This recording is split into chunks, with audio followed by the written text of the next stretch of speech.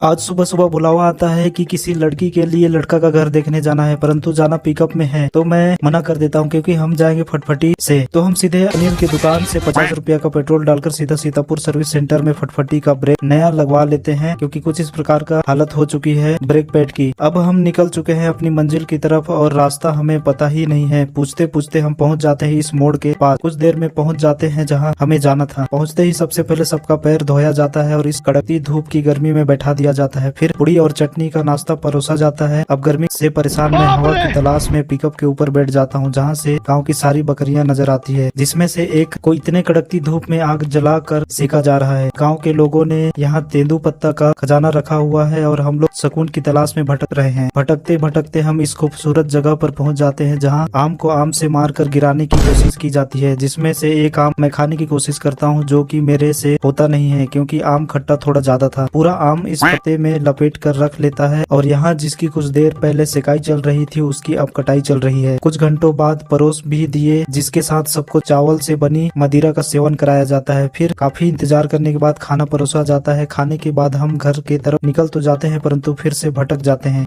ये भगवान क्या जुल्म है। लेकिन घर पहुँच ही जाते हैं।